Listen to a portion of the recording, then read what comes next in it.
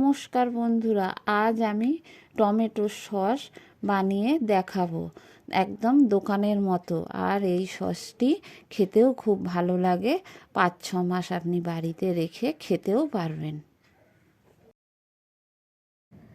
টমেটোর সস বানানোর জন্য আমি 1 কেজি ফ্রেশ টমেটো নিয়েছি। একদম লাল লাল টমেটো, দেখুন গলগলে পাকা টমেটো। আর এগুলো দেশি টমেটো নিয়েছি। ভালো করে ধুয়ে নিতে হবে। জল দিয়ে দিয়েছি, দিয়ে হাত দিয়ে ভালো করে টমেটোর গা রগড়ে রগড়ে ধুয়ে নিচ্ছি। ধুয়ে তুলে নিয়েছি। এবার টমেটোগুলো আমি কেটে নেব। আর নিয়েছি তেঁতুল, আর নিয়েছি পাকা লঙ্কা। সস করার জন্য পাকা লঙ্কাই নিতে হবে, কাঁচা লঙ্কা নিলে কালার ভালো হবে না। আর নিয়েছি 200 গ্রাম চিনি। তেঁতুলের কাঠ বার করার জন্য আমি জল দিয়ে তেঁতুলটা একটু ভিজিয়ে দিয়েছি। টমেটোগুলো কেটে নিয়েছি। টমেটোগুলো আমি পাতলা পাতলা করে কেটেছি যাতে তাড়াতাড়ি সেদ্ধ হয়ে যায়। এবার কড়াই বসিয়ে দিয়েছি উনুনে, গরম হয়ে গেছে। আমি এবার কেটে রাখা টমেটোগুলো দিয়ে দিলাম। দিয়ে খুন্তি দিয়ে একটু নেড়ে চেড়ে নিয়ে সামান্য একটু জল দিয়েছি, বেশি জল দিইনি। বেশি জল দিলে টমেটোর শাঁসটা ঝোলঝোল হয়ে যাবে, অনেকক্ষণ ধরে জাল দিতে হয়। তাই আমি অল্প জল দিয়ে সেদ্ধ করে নেব টমেটোটা একটু ঢেকে দিয়েছিলাম, একটু ফুটে উঠেছে। আবার আমি ঢাকা খুলে নিয়ে একটু নেড়ে চেড়ে নিয়ে দিয়ে দিলাম ওই পাকা লঙ্কাগুলো, আর 1 টুকরো দারচিনি, আর 2টো লবঙ্গ, আর 4-5টা গোলমরিচ দিয়ে খুব ভালো করে নেড়ে চেড়ে নিয়ে আবার আমি ঢেকে দেব। এইভাবে ঢাকা দিয়ে দিয়ে খুব ভালো করে টমেটোটা আমি সেদ্ধ করে নেব। ঢাকা খুলে নিয়েছি, টমেটো খুব ভালোভাবে সেদ্ধ হয়ে গেছে। এইবার আমি এই টমেটোটা মিক্সিতে পেস্ট করে নিয়ে তারপরে আমি ছেঁকে নেব। মিক্সিতে পেস্ট করে নিলে টমেটোটার শাঁস খুব ভালোভাবে বেরিয়ে আসবে। তাই আমি মিক্সিতে এটা পেস্ট করে নিচ্ছি। মিক্সিতে পেস্ট করে নিয়েছি। নিয়ে এবার একটা বড় সাইজের ছাঁকনি দিয়ে আমি এটা ছেঁকে নেব। টমেটোর সস বানাতে হলে সব সময় ছেঁকে নিতে হবে। টমেটোর মধ্যে, সসের মধ্যে কোনো দানা ভাব থাকলে হবে না, কোনো ছিবড়া থাকলেও হবে না। এইভাবে আমি টমেটো পেস্ট করাটা ভালো করে ছেঁকে নেব। একটা হাতা দিয়ে খুব ভালো করে ওপর দিয়ে নাড়িয়ে নাড়িয়ে টমেটোর শাঁসটা খুব ভালোভাবে বার করে নিতে হবে।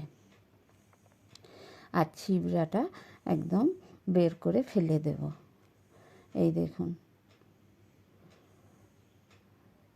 দানা, টমেটোর দানা, লঙ্কার দানা, ছিবড়া সব বেরিয়ে গেছে, টমেটোর খোসা।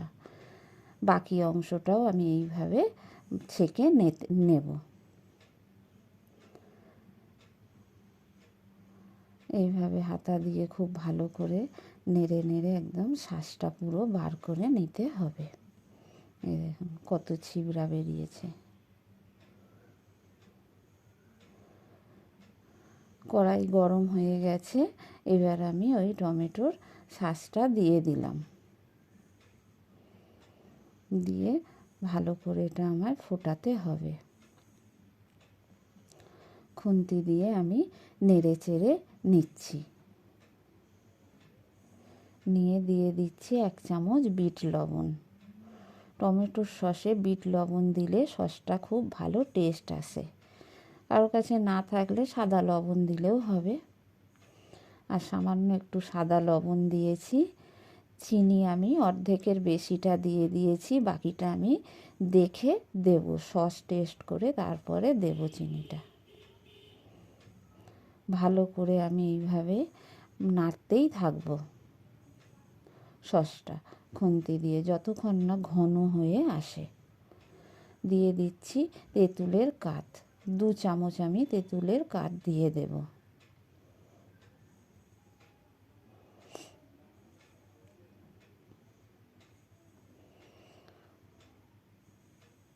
তেঁতুলের কাঠ দিয়ে ভালো করে নেড়ে চেড়ে নিচ্ছি। খুন্তি দিয়ে আমি এইভাবে নাড়তেই থাকবো, না হলে তলায় লেগে যেতে পারে, পোড়া গন্ধ বেরোবে, ভালো লাগবে না।